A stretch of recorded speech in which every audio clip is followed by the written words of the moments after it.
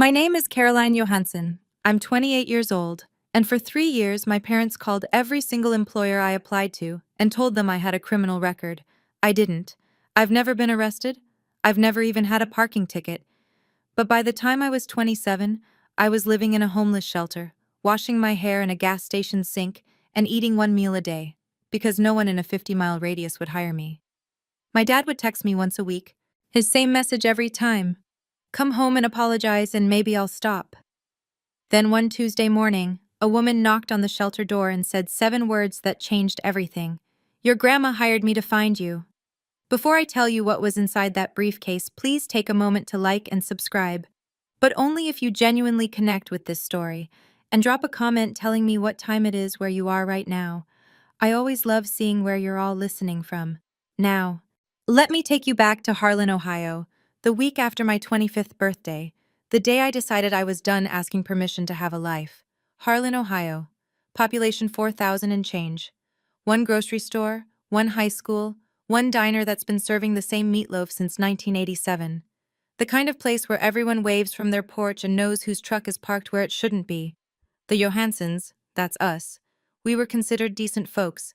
My dad, Gerald, that worked as plant manager at the Harlan manufacturing facility for 19 years before it shut down. My mom, Denise, volunteered at the food drive every Thanksgiving. On paper, we were the family people pointed to and said, "See? That's how you raise a daughter." Behind the front door, things ran on a different set of rules. I didn't have my own house key until I was 20. I wasn't allowed to drive more than 10 miles without calling ahead.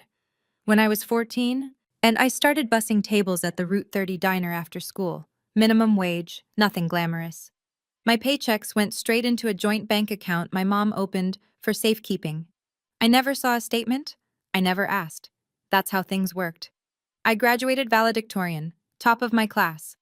I had a guidance counselor who pulled me aside senior year and said, "Caroline, you could get scholarships, real ones." I brought the brochures home. My dad didn't even open them. And he set them on the counter and said, "College is for people who can't work with their hands." So I stayed. I cleaned. I cooked. I mowed the lawn and helped my mom with the garden and listened to my dad talk about how the world was falling apart every night at dinner. And every night he'd look at me across that table and say the same thing. "You've got a roof, food, and family. What else does a girl your age need?" For a long time I didn't have an answer. The week after I turned 25, something shifted. It wasn't dramatic.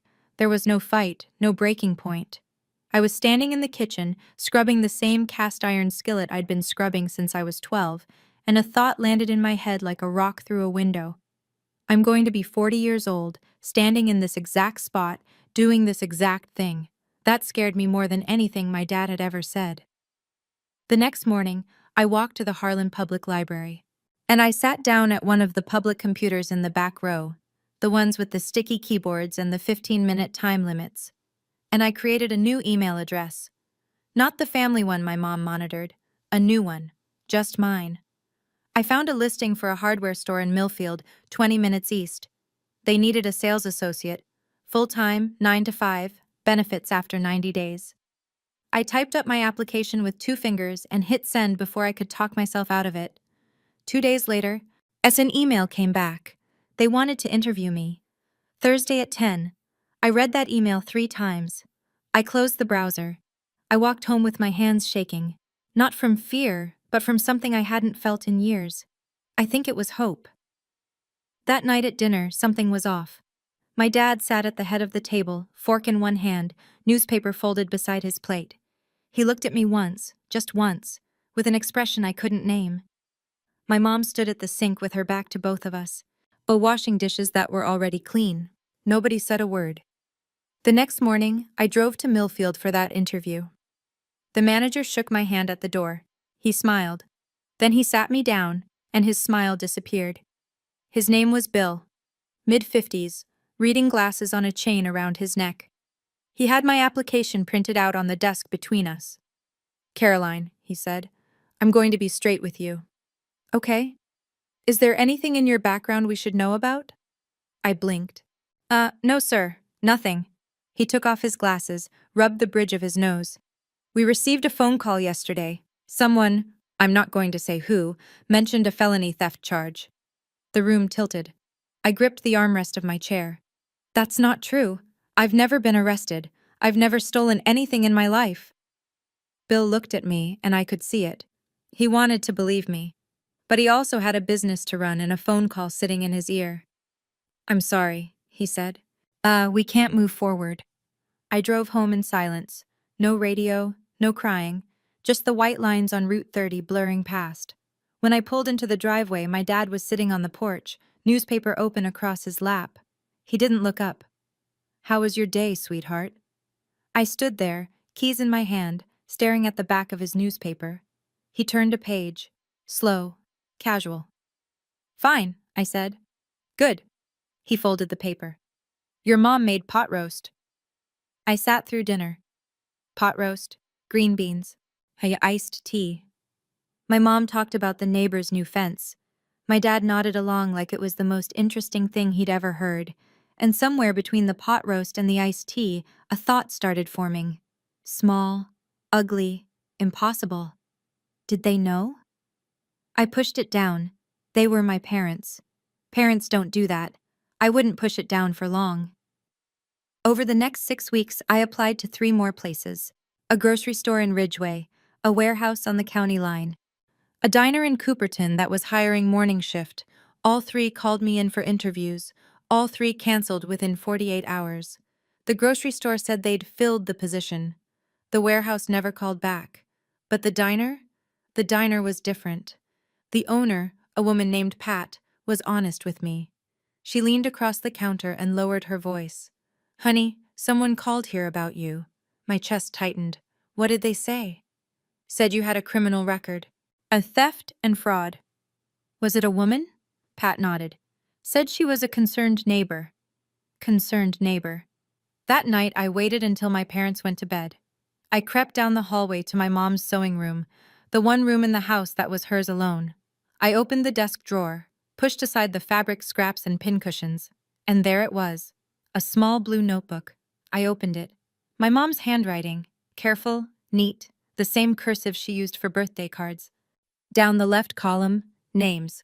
Millfield Hardware, Ridgeway Fresh Mart, County Line Logistics, Cooperton Family Diner. Down the right column, red check marks. Every single place I'd applied, checked off, one by one. I stood in that dark room, holding the notebook, and the floor dropped out from under me. This wasn't paranoia. This wasn't coincidence. My mother had a list. She was tracking me. I put the notebook back, closed the drawer, walked to my room. I didn't sleep that night. And I just lay there, staring at the ceiling, turning one question over and over. How do you fight the people who are supposed to protect you? The next morning, I placed the blue notebook on the kitchen table. My mom was pouring coffee. My dad was buttering toast. The radio was playing some old country station. Everything normal. Everything ordinary. Mom, I said, explain this. Denise looked at the notebook. Her hand stopped mid-pour. Coffee pooled on the counter. Then the tears came. But you went through my things? Her voice cracked on cue. Is this how I raised you? Going through your mother's private belongings? You called my employers, every one of them. You told them I'm a criminal. I did it because I love you. She pressed a hand to her chest. The world out there is dangerous. You have no idea what can happen to a girl alone. I'm 25, Mom. I'm not a girl. My dad set his toast down. He didn't raise his voice. He never did. We're protecting you. Oh, Caroline, you think you can survive out there? You can't even cook for yourself. I've cooked every meal in this house since I was 16. He ignored that. Drop this. Right now. I'm going to call the police. Gerald laughed, one short breath through his nose. And tell them what? That your mom made a phone call? They'll laugh you out of the station. I looked at my mother, tears running down her face, coffee still pooling on the counter. I looked at my father, calm as Sunday morning, and buttering his second piece of toast. If you don't stop, I said, I'm leaving. He didn't blink. You walk out that door, you walk out with nothing. No money, no papers, nothing. I thought he was bluffing. He wasn't. I packed that night, one backpack, 2 changes of clothes, a toothbrush, my phone charger, and a photo of my grandmother that I kept in my nightstand. When I opened the front door, my mom was standing in the hallway, arms crossed, face dry now. The tears were gone, yet replaced by something harder. "If you leave," she said, "you're dead to us." My dad stood behind her, arms folded, filling the hallway like a wall. He didn't say a word. He didn't need to. I stepped onto the porch, pulled out my phone, opened the banking app.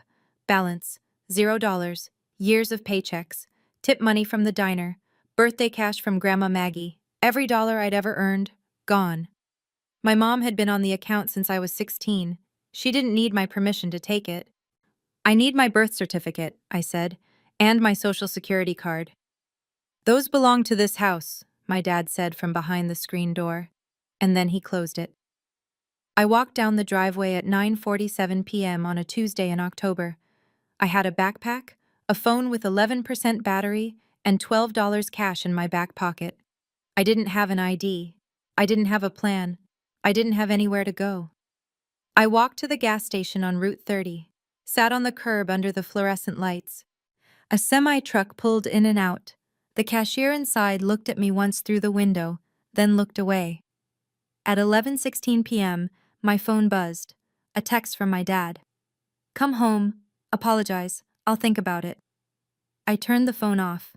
Not because I was brave, because the battery was about to die anyway. I had $12 and nowhere to sleep. But for the first time in 25 years, nobody was telling me where to go. I found the Harlan Community Shelter 2 days later. And a woman at the gas station counter, the same one who'd looked away that first night, told me about it on my second morning of sleeping in the bathroom stall. She didn't ask questions.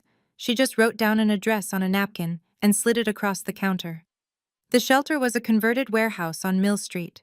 20 beds, a shared bathroom, and a kitchen run by volunteers. It smelled like industrial cleaner and reheated soup.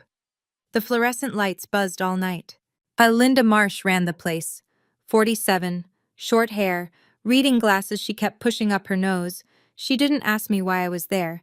She handed me a towel and pointed to bed 14. "You don't have to explain why you're here," she said. "You just have to want to get back up." I was the youngest person in the shelter by at least 15 years. I started the process of replacing my documents. Filed for a new birth certificate through the mail. 6 to 8 weeks, they said. Went to the DMV for a temporary ID, but without my social security card or any supporting documents, I got shuffled into a backlog. Come back in 3 weeks, then come back again. While I waited, I washed dishes at the shelter in exchange for an extra meal. I swept the floors. I organized the supply closet. I needed to be useful. I needed to be moving. And I kept applying for jobs, this time farther out. 30 miles, 40. Places my parents had never heard of, in towns they'd never been to. Yet I told myself, distance would fix it. If I went far enough, their reach would end. I was wrong about that too. The restaurant was in Granton, 35 miles south. A family place, checkered tablecloths, daily specials on a whiteboard. They needed a hostess. I applied online at the library and got an interview the same week. I borrowed a blouse from another shelter resident. Took the county bus at 6 a.m. The manager's name was Dave. He seemed decent. Shook my hand. Said they'd let me know by Friday. Thursday morning, Dave called. I picked up on the first ring. "Caroline, I'm sorry. We've decided to go in a different direction." My stomach dropped. "Can I ask why?" Pause. Long pause. "Someone emailed us a document. Looked like a police report." I sat down on my shelter bed. A police report. It wasn't a phone call this time? No, an email with an attachment. Looked official. A document, typed, formatted, and sent from an anonymous email to a restaurant 35 miles away. My father spent 19 years as a plant manager. He knew how to write memos. He knew how to format official-looking paperwork. He had a printer, a scanner, an old company letterhead that looked close enough to something authoritative if you didn't look too hard. They'd upgraded. Phone calls weren't enough anymore. Then now there were documents. Fabricated evidence designed to look like something a background check might produce. That evening, sitting on bed 14, my phone buzzed. Unknown number, but I knew the cadence. "Still cold out there? Doors still open, for now." I stared at that message for a long time. Then I deleted it. But something else stuck with me that night. Something Linda had mentioned 2 days earlier. A woman had come to the shelter asking about me. A woman I didn't know. She'd left a business card. I hadn't thought much of it then. Now I couldn't stop thinking about it. He called on a Sunday. I don't know why I picked up. Maybe because it was raining and the shelter roof leaked over bed 12 and I was tired in a way that sleep doesn't fix. Come home, Caroline. Stop calling my employers. I don't know what you mean. I've seen the notebook, Dad. What notebook? Mom's, with the check marks. Silence. 5 seconds. 10. When I could hear the kitchen faucet running in the background, the same faucet that dripped for 3 years because he never fixed it. You're confused, he said. You've always been confused. I'm not confused. I'm unemployable, because of you. You're unemployable because you're not ready for the real world. That's what I've been trying to. I'm hanging up. You hang up, you lose this family. I already lost it.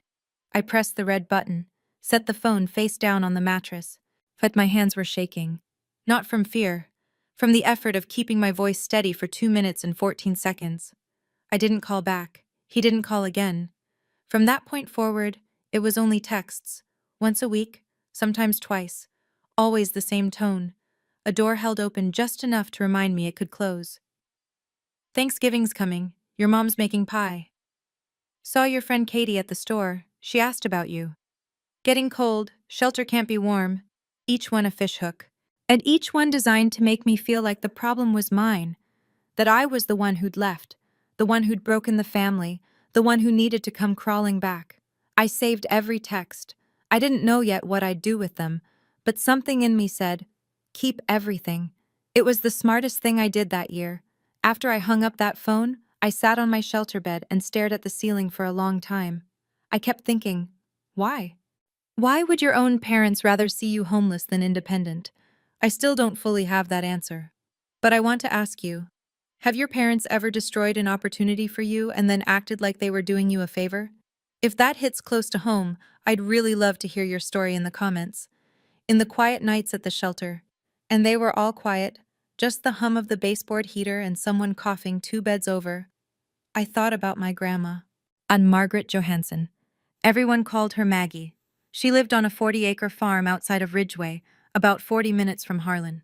Chickens, a half-acre garden, and a barn she painted white every spring because she said it kept things honest.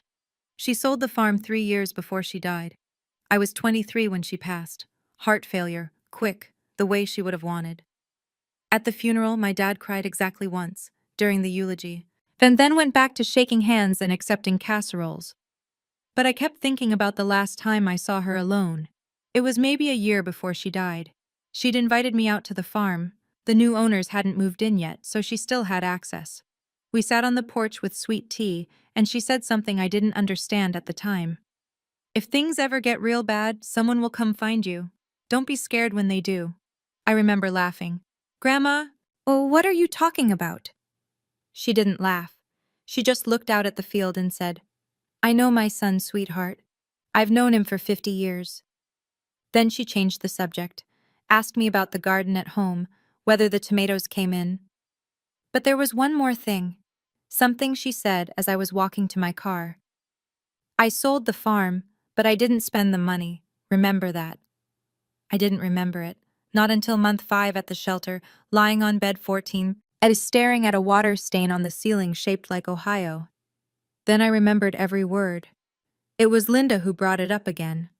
I was restocking the supply closet, toilet paper on the left, cleaning spray on the right, the kind of mindless work that keeps your hands busy when your head won't stop. And she leaned against the doorframe with that look she got when she was choosing her words. Caroline, remember that woman who came by last month? I stopped. The one asking about me? Yeah, Ruth something. I didn't give her your information. Shelter policy. But she left a card.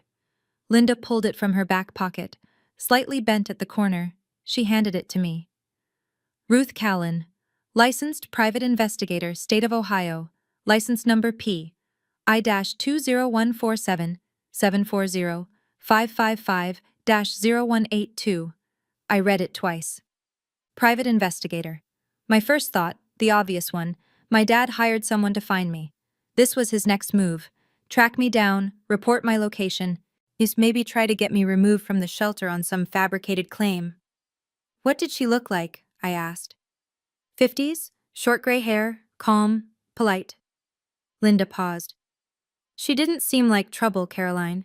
She seemed like someone looking for a person she cared about. I slipped the card into my pocket. I didn't call the number. I wasn't ready to walk into whatever trap my father had set next. I'd been outmaneuvered too many times already, but the card stayed in my pocket. And every time I did laundry, I moved it to the clean pair of jeans. I couldn't throw it away. Something about it nagged at me. The way she'd come to the shelter instead of calling. The way she'd left her name instead of hiding behind an anonymous tip. That wasn't how my parents operated. They hid. They lied. They sent things from the shadows. This woman knocked on the front door. Month 7, I was starting to get my footing. My replacement birth certificate had arrived, and the DM5 finally processed my temporary ID. I had a photo of my own face on a government-issued card for the first time in my adult life. Small victory. Enormous feeling. Then Linda called me into her office.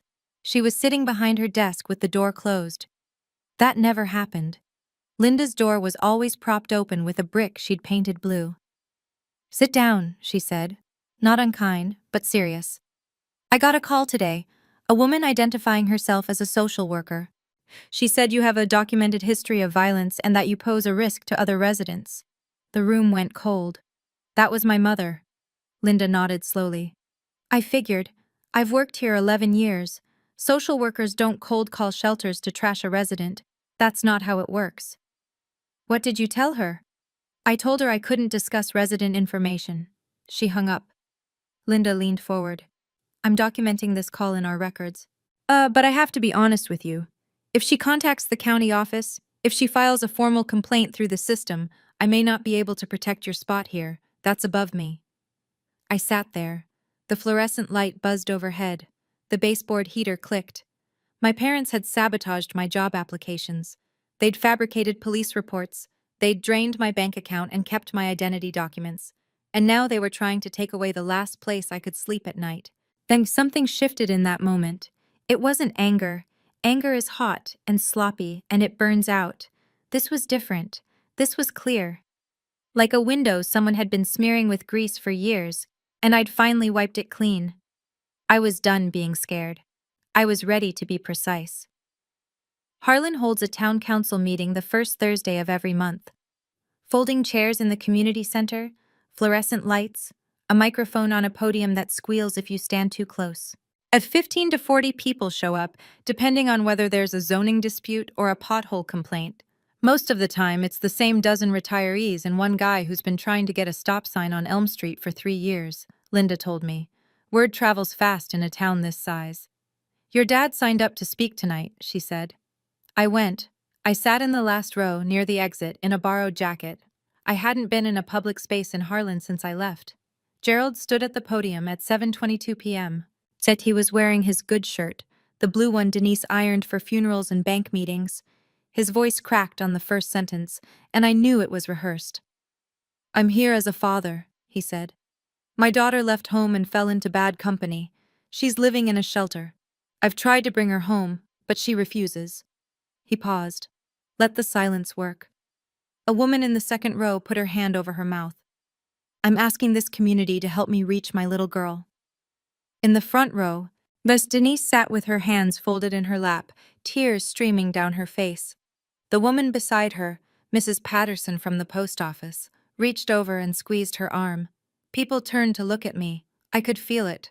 40 pairs of eyes, some pitying, some curious, some already convinced. The man at the podium was a heartbroken father.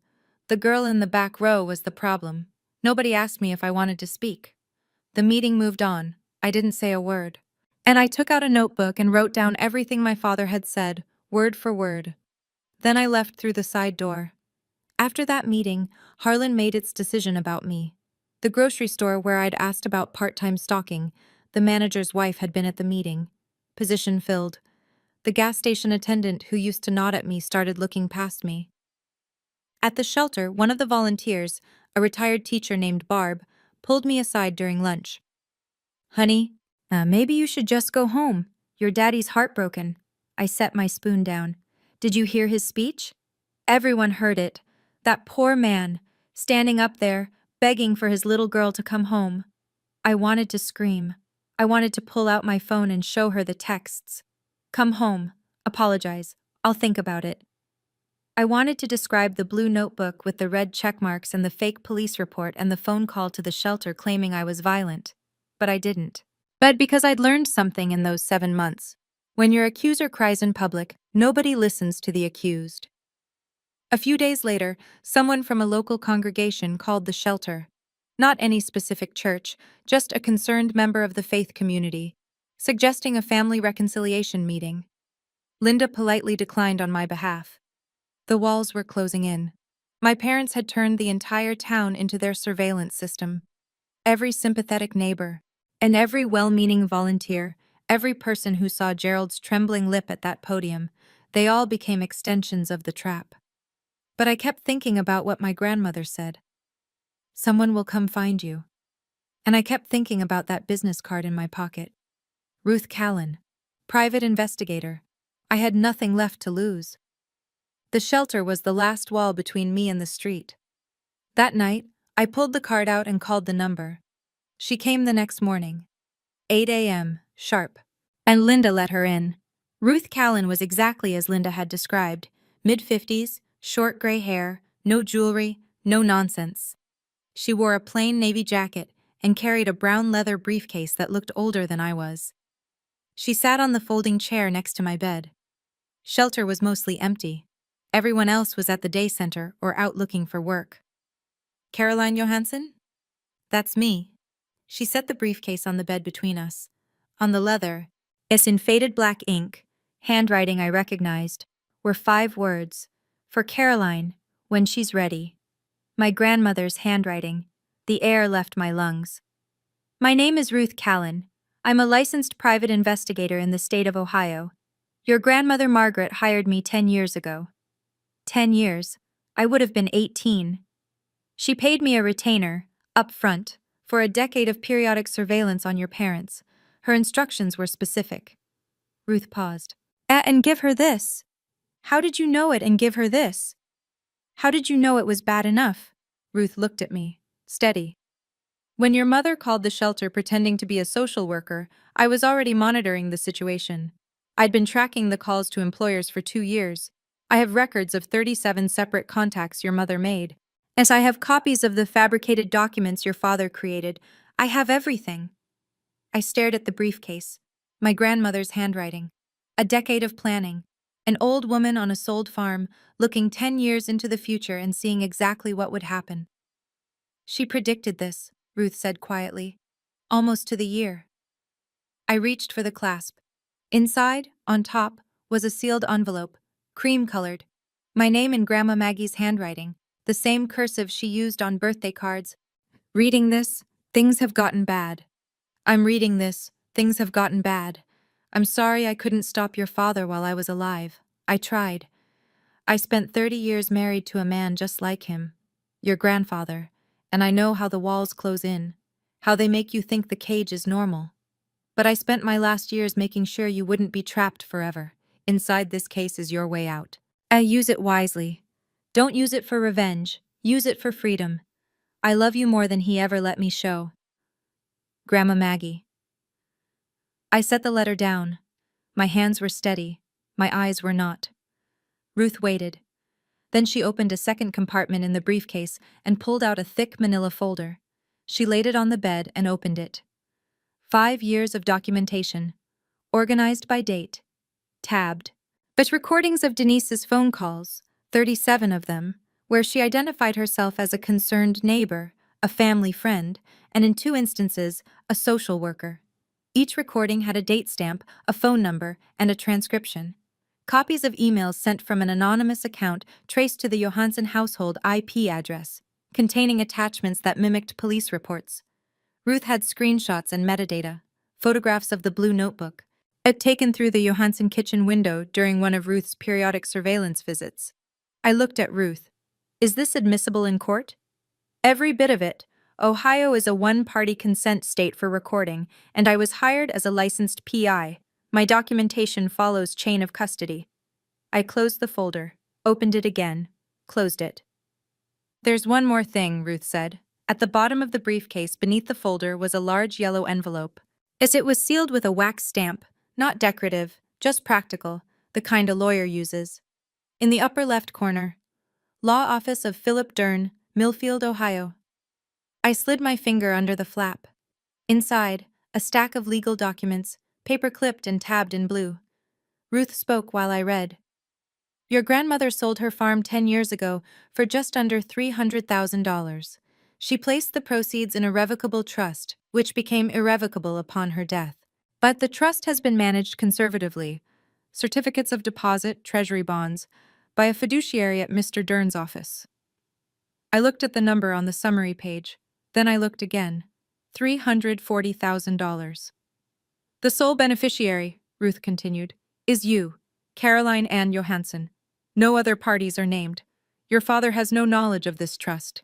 Your grandmother was explicit about that. She instructed Mr. Dern to have no contact with Gerald or Denise under any circumstances. I put the papers down on the bed.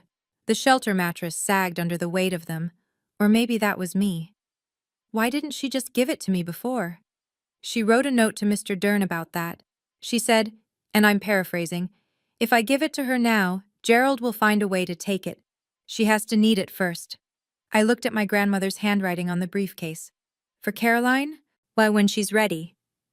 To access the funds, Ruth said, you'll need to visit Mr. Dern in person with valid identification. A birth certificate or state-issued ID will work. I reached into my back pocket, pulled out the temporary ID I'd gotten from the DMV 2 weeks earlier, the one I'd fought 3 months to get. It was the right time. She'd planned for everything. Philip Dern's office was above a hardware store in downtown Millfield. Narrow staircase, glass door with gold lettering, and a waiting room with 2 chairs and a fern that had seen better decades. Ruth drove me. I wore the only clean outfit I had, jeans, a white blouse borrowed from Linda, and shoes I'd bought at a thrift store for $4. Dern was 64, thin, wire-rimmed glasses. He stood when I walked in and shook my hand with both of his. Your grandmother talked about you constantly, he said. Please, sit. He verified my ID, checked the birth certificate I'd received by mail. I cross-referenced my social security number through a secure system. Everything matched. Everything was in order. The trust is active, he said. You have full access to the funds as of today. He slid a document across the desk. I signed. My hand didn't shake. Then he said something I wasn't expecting. Your grandmother also left instructions for me. She wrote, Caroline might need a lawyer before she needs the money. He opened a desk drawer. She asked me to refer you to someone if needed, a litigator. He handed me a business card. Ellen Briggs, civil litigation, defamation, harassment, based in Millfield. I took the liberty of calling her this morning, Dern said. She can see you at 2. I looked at the card, then at Dern. Did my grandmother plan this too? She planned for the possibility. She hoped it wouldn't come to this. I called Ellen Briggs at 1:45. I was in her office by 2:10. By 3:30, and she had reviewed Ruth's entire evidence file, every recording, every fabricated document, every check-marked entry in that blue notebook. Her exact words. This is defamation per se. Falsely stating someone has a criminal record is actionable in Ohio without proving damages. But we have damages. 3 years of them. She filed the lawsuit that week. Gerald Johansson was served on a Monday morning at 8:15 a.m. A process server walked up the driveway while Gerald was checking the mailbox. Mrs. Patterson from the post office was watering her azaleas 2 doors down. She watched the whole thing, the envelope, Gerald's face, the way he stood on the driveway reading the first page without moving for a full minute. Denise was served separately, 1 hour later, at the Harlan Fresh Mart. She was in the cereal aisle. 3 people she knew from her cooking group were in the store at the time. By noon, half of Harlan had heard. By dinner, the other half. Gerald called my phone 14 times that afternoon. I didn't answer. Ellen had advised me, all communication goes through counsel now. At 6:47 p.m., a text came through. You're going to regret this. I'm your father. Ellen logged it. Exhibit 47. The following day, Denise started her campaign. She called 5 neighbors in a single afternoon. Through tears, always tears, she told each one the same thing. My daughter is suing me because I loved her too much. But something had shifted. The lawsuit was filed in county court. Court records in Ohio are public, and people in small towns read court records the way they read the church bulletin, thoroughly. By the end of the week, someone at the diner had pulled up the complaint online. The summary was right there in black and white. Fabricated police reports, impersonation of a social worker, 37 documented calls to employers over a 3-year period. For the first time, as someone asked Denise the question she hadn't prepared for. It was Tom Adler, Gerald's neighbor of 30 years. He ran into her at the gas station. Denise, is it true you called her employers? She didn't answer. She got in her car and drove home. Gerald signed up to speak at the next town council meeting. Of course he did. The podium had worked once. He thought it would work again. This time the room was full. 60 people, maybe more. Folding chairs pulled from the storage closet. The people standing along the back wall. This wasn't about potholes anymore. I sat in the 3rd row. Not the back. The 3rd row. Ellen Briggs sat beside me, legal pad on her lap, pen in hand. She wore a gray blazer and an expression that gave away nothing. Gerald took the podium at 7:15. Most of you know me, he said. I've lived in Harlan my whole life. I coached Little League, I served on the planning committee. Oh, and now my own daughter is trying to destroy this family with a frivolous lawsuit. He gripped the sides of the podium. She's been influenced by outsiders, lawyers, people who don't know this family. I'm asking this community to stand with me. He looked at me. I looked back, didn't flinch. The room was silent. Then Ellen stood up. My name is Ellen Briggs. I'm an attorney licensed in the state of Ohio, and I represent Caroline Johansson. She spoke calmly. It has been filed in county court. Has been filed in county court. The complaint and its supporting evidence are part of the public record. I'd encourage anyone here who's curious to look them up rather than relying on one person's version of events. She sat down. No drama, no accusations, no raised voice. The room was quiet for 8 full seconds. I counted. Then the council chair cleared his throat and moved to the next agenda item. Gerald stood at the podium a moment longer. Then he sat down. He didn't look at me again. The court granted the civil protection order 11 days later. 500 feet. No direct contact. No contact through third parties. No phone calls, no texts, no letters, no emails, no messages relayed through neighbors, friends, or anyone else. And Gerald violated it within the first week. He borrowed his neighbor's phone, a man named Dale who didn't know any better, and texted me, "This isn't over, Caroline." Ellen documented it, filed it with the court. Gerald received an official warning from the judge. One more violation, and he'd face contempt charges. The defamation case moved forward. Ellen submitted Ruth's evidence package, the recordings, the call logs, the fabricated documents, the metadata linking the anonymous emails to the Johansson household, 37 calls, 5 forged police reports, 3 years of systematic interference with my ability to earn a living. Gerald hired a lawyer, a low-cost attorney from 2 counties over who looked like he'd rather be anywhere else. After reviewing the evidence, he called Ellen and recommended settlement. Gerald refused. I'm not settling with my own daughter. His attorney withdrew from the case the following week. Gerald didn't hire a replacement. Meanwhile, the court records were doing their work. In Harlan, public documents are public conversations. People read, people talked. Did you see the part about the social worker call? She made 37 calls. Gerald faked a police report. Gerald Johansson? At the Harlan diner, where I used to bus tables at 14, the cook told a regular, "That girl applied here once. I turned her down because of a phone call. I feel sick about it." The truth doesn't need a podium, it just needs to be accessible. Slowly, then all at once, Harlan started reading. Denise was the first to feel it. The Thursday Cooking Circle, a group of 8 women who'd been meeting at each other's houses for 15 years, sent her a message through the group organizer. "We think it's best if you take a break for now, Denise, just until things settle down." Things were not going to settle down. Gerald went to the coffee shop on Main Street, his booth, his morning routine for 20 years. The booth was occupied. By nobody. People just weren't sitting there. He took a table by the window. No one joined him. The waitress refilled his coffee without making eye contact. Tom Adler, his neighbor, the one who'd asked Denise the question at the gas station, came to the house. "Jerry, I've known you 30 years. Gerald stood in the doorway, one hand on the frame. Did you really fake a police report? Gerald closed the door in his face, didn't say a word. On the legal side, things accelerated. Dave, the restaurant manager in Granton who'd canceled my interview after receiving the fake police report, he called Ellen's office, voluntarily. He said he was willing to testify. He still had the email with the forged attachment saved in his inbox. Bill from the Millfield hardware store came forward too. He'd kept a note about the phone call in his hiring file. He remembered the date. He remembered the voice.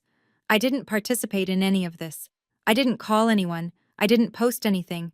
I didn't go door to door telling my side. I didn't have to. The evidence existed. The court records were public. And the people of Harlan, for all their flaws, could read. The town didn't turn on Gerald because I asked them to. They turned because the math stopped adding up. Gerald didn't show up to court. After his attorney withdrew, he represented himself for exactly one filing, a handwritten response that read, in full. This is a family matter, and the court has no jurisdiction over a father's right to protect his child. The judge disagreed. When Gerald failed to appear for the hearing, Ellen moved for a default judgment. The court granted it. Defamation per se. Tortious interference with prospective employment. Fed damages, $85,000. Calculated from 3 years of lost income and documented harm. Gerald didn't pay. Ellen filed a lien on the Johansson house. I was sitting in Philip Dern's office when the judgment came through. He printed it out and handed it to me across the same desk where I'd signed the trust documents 2 months earlier. "How do you feel?" he asked. "Tired," I said, and I meant it. That same week, Dern offered me a job, and not out of charity. He'd been watching me organize Ruth's evidence files, build timelines, cross-reference dates. "I need an administrative assistant," he said. "You're the most organized person I've met in 40 years of practice." I started the following Monday. $16.50 an hour. Benefits after 60 days. A desk by the window with a fern that needed watering. With the trust funds, I rented a 1-bedroom apartment in Millfield. Ground floor, small kitchen. A door with a lock and a key that belonged to me. I bought a used Honda Civic with 140,000 miles. I opened a bank account with only my name on it. I bought groceries for the first time in my life without asking anyone's permission. The apartment was quiet. No one asked where I was going. No one checked my email. No one called my employer. The quiet was the loudest thing I'd ever heard. You know, when I was sitting in that courtroom and the judge read the ruling, I didn't feel joy. I felt tired. 3 years of my life, gone. 8 months in a shelter bed. All because my parents would rather destroy me than let me go. Let me ask you something specific. If your parents had faked a police report to stop you from getting a job, would you have sued them? Or would you have walked away? Tell me in the comments. I genuinely want to know. 3 months after the judgment, a letter arrived at the shelter. Linda forwarded it to me. Denise had sent it to my old address. Not my new one. A technical gray area in the protection order, but a violation of its spirit. I opened it at my kitchen table. My kitchen table. Dear Caroline, I'm your mother. I'll always be your mother. Dad says he's sorry. Come have Thanksgiving dinner. We can put this behind us. I read it twice, then a third time. Dad says he's sorry. Not Dad is sorry, says, like she was relaying a weather report. We can put this behind us. Not I was wrong. Not I shouldn't have called your employers 37 times. Not I forged documents to keep you unemployable. Just, we can put this behind us. Like it was a disagreement about the thermostat. I sat with that letter for an hour. I made coffee. I fed my cat, a tabby I'd adopted from the Millfield shelter and named Maggie. Because of course I did. Then I wrote back, through Ellen, as the protection order required. Mom, I wish you well. But love does not include sabotaging your child's ability to survive. You called my employers. You impersonated a social worker. You tried to get me removed from the only place I had to sleep. Please respect the court order. Do not contact me again. Caroline. I sealed the envelope, stamped it, drove to the post office in Millfield, not the one in Harlan, not the one where Mrs. Patterson would see me and report back. Then I went home. My home. I cooked dinner for one. Pasta, garlic bread, and a glass of water. Maggie sat on the counter and watched me eat. It was the best meal I'd ever had. I'm not telling you this story so you'll hate my parents. I'm telling you because somewhere right now, someone is lying in a bed they don't own, staring at a ceiling they can't paint, wondering if wanting a life of their own makes them a bad daughter, or a bad son, or ungrateful, or selfish. It doesn't. Wanting to work is not betrayal. Wanting independence is not disrespect. And walking away from people who are actively destroying your life is not cruelty, it's survival. My grandmother couldn't save herself. She spent 30 years married to a man who controlled everything, where she went, who she talked to, what she was allowed to want. By the time she got free, she was 70 years old and living in a rented apartment with nothing but a sold farm and a plan. But she saved me. She planned it 10 years in advance. She hired a private investigator that set up a trust and wrote a letter that she sealed in a briefcase and hoped I'd never need to open. That's what real love looks like. Not control dressed up as concern. Not sabotage disguised as protection. Love makes a plan for your freedom, even when it costs everything. I'm 28 now. I work as an administrative assistant in a law office in Millfield. I'm saving for community college.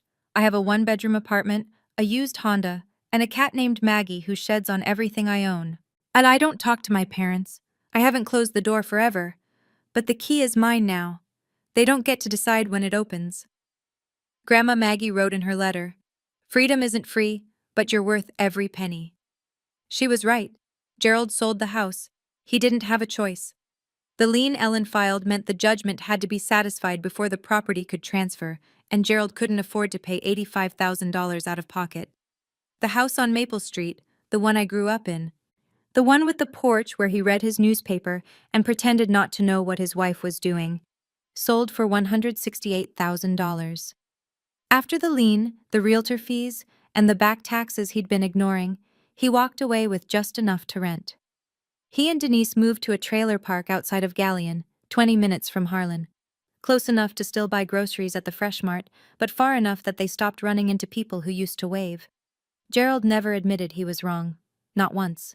And he told his new neighbors the same story he told the town council. My daughter was brainwashed by a lawyer. He'll probably tell that story until the day he dies. Some people would rather lose everything than admit they were the villain.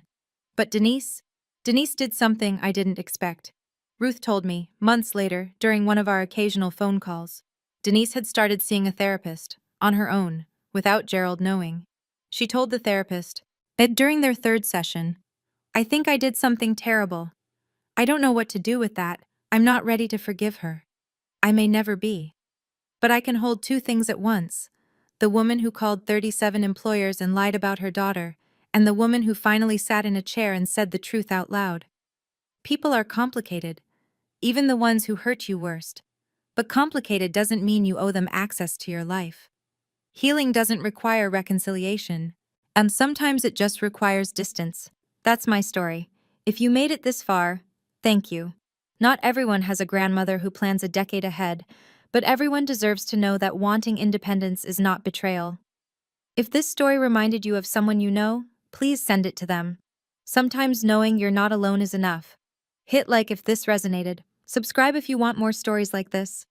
And if you want to hear what happened when Denise showed up at my workplace 6 months later, that story is linked in the description below. I'll see you there.